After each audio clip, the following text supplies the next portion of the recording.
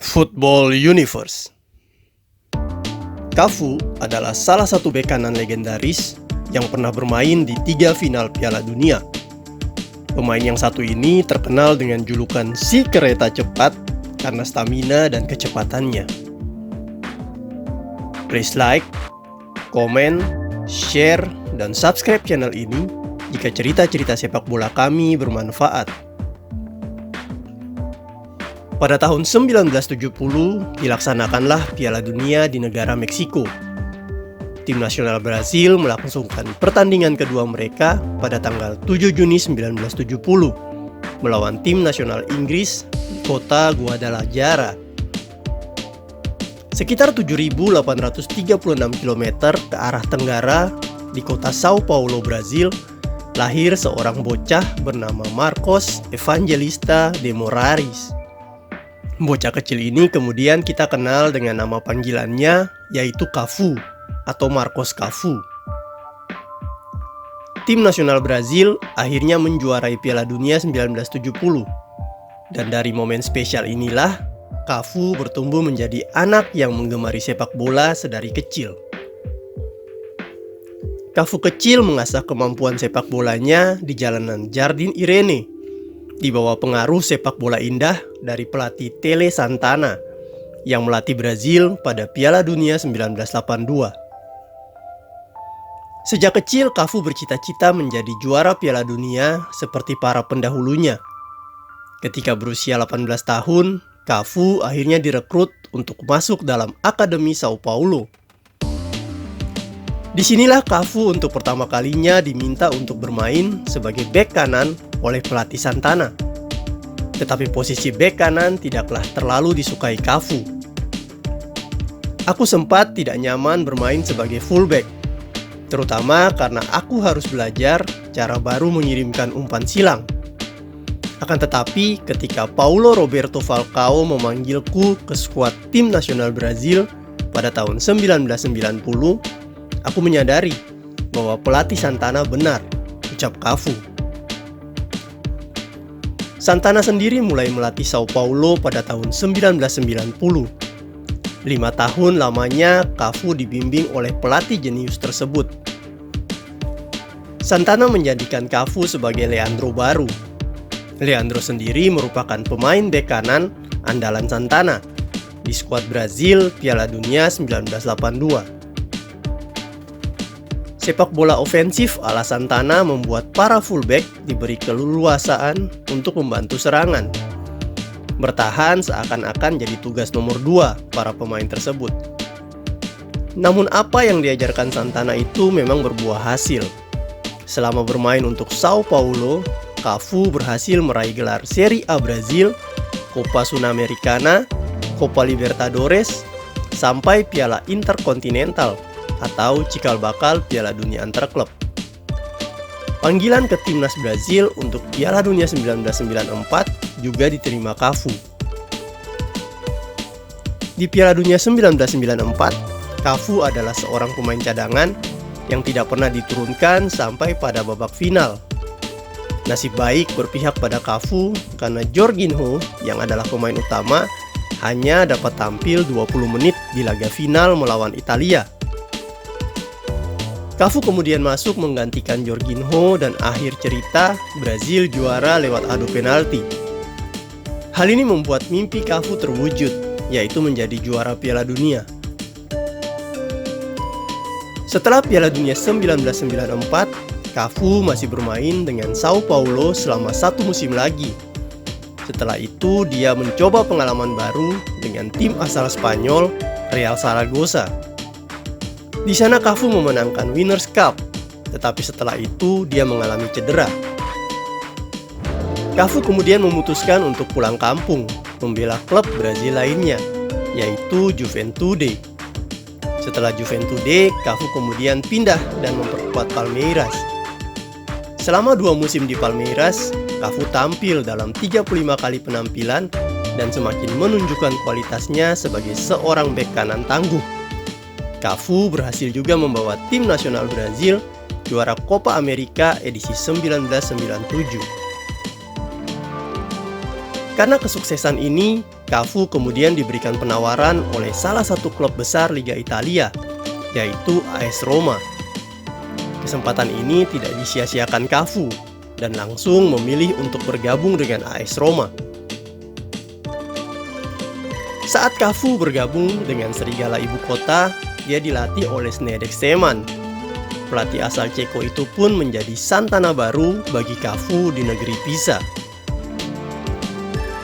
Cafu datang ke Roma sebagai bek sayap ofensif. Di bawah asuhan Zeman, kemampuan menyerang Cafu semakin menjadi, karena kebebasan yang diberikan pun kian besar. Kami bukannya sama sekali tidak melatih pertahanan, tetapi secara taktis kami benar-benar mengejutkan. Perangkap offside kami dipasang hampir di garis tengah lapangan. Itu seperti bunuh diri. Tetapi Zeman tidak peduli dan ingin kami bermain seperti itu di pertandingan liga, kenang Cafu. Ajaran Zeman itu dibawa Cafu ke timnas Brazil. Pada Piala Dunia 1998, agresivitas Cafu bahkan langsung berbuah gol pada pertandingan pembuka kontra Skotlandia. Cafu merangkak ke depan dan dengan berani melepas tembakan ke gawang Jim Leighton. Gol pada akhirnya tidak menjadi milik Cafu karena panitia menyatakan gol tersebut merupakan hasil bunuh diri dari Tommy Boyd. Namun aksi Cafu itu membuatnya menjadi ancaman yang benar-benar serius bagi tim lawan. Sayangnya perjalanan Brazil menemui anti klimaks. Prancis pimpinan Zidane menunjukkan kedikdayaannya dengan menang telak 3-0. Cafu dan teman-teman harus rela dikalungkan medali perak. Sebagai pemain, Cafu dikenal sebagai seorang yang memiliki kecepatan luar biasa. Dia dikenal sebagai bek handal yang cerdas dan pandai memanfaatkan peluang. Ditopang kemampuan teknik, kedisiplinan, dan stamina prima, Cafu seakan jadi benteng yang amat sulit ditembus penyerang lawan. Bak kereta cepat ekspres sama seperti julukannya yang didapat dari para fans Italia yang menyebutnya Il Pendolino. Cafu berlari begitu cepat, namun tetap tenang dalam mencapai tujuan. Cafu selalu terlihat elegan saat menyusuri sisi pertahanan lawan. Kekuatan yang dimiliki ia manfaatkan untuk mempertahankan bola. Satu persatu lawan ia lewati hanya untuk sekedar mengirim umpan atau bahkan mengarahkan langsung bola ke dalam gawang. Setelah Piala Dunia, Cafu bermain semusim lagi di bawah asuhan Zdeněk Zeman. Karena dianggap gagal, Zeman kemudian didepak pada musim panas 1999 dan digantikan oleh Fabio Capello.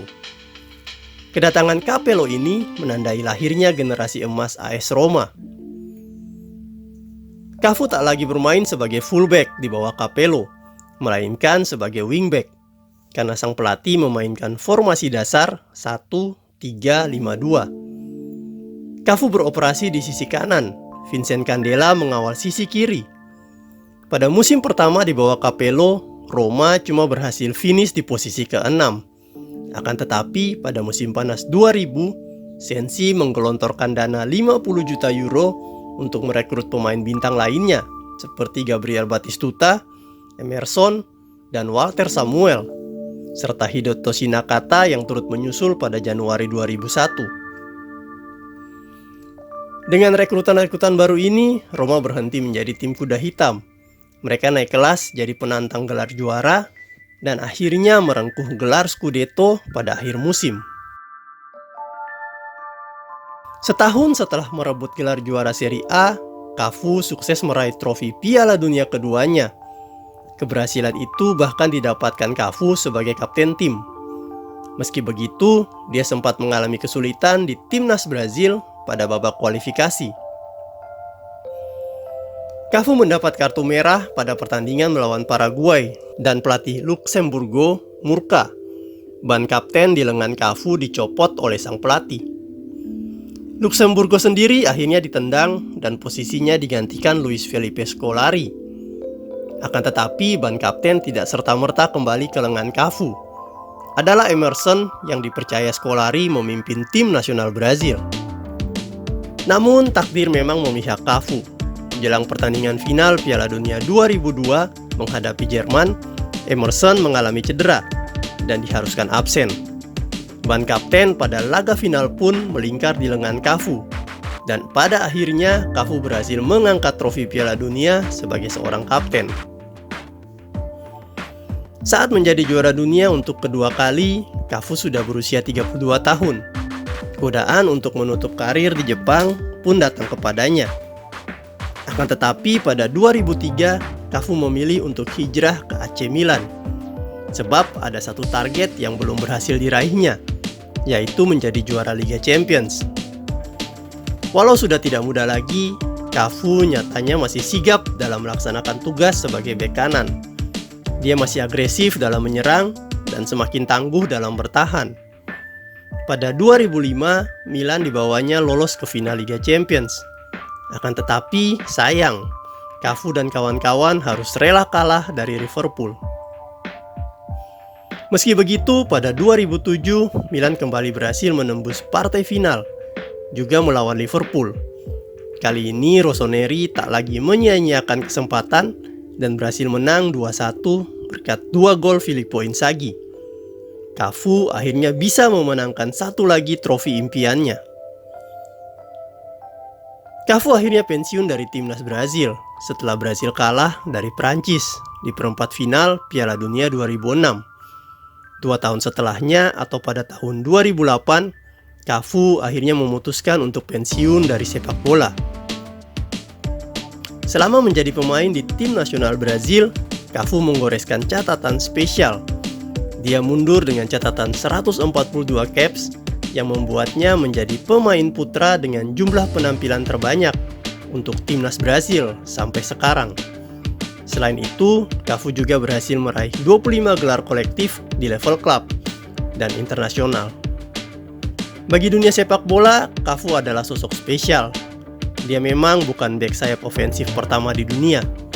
Akan tetapi, Cafu membuat keberadaan bek sayap ofensif sebagai sesuatu yang spesial dan penting dalam sepak bola modern.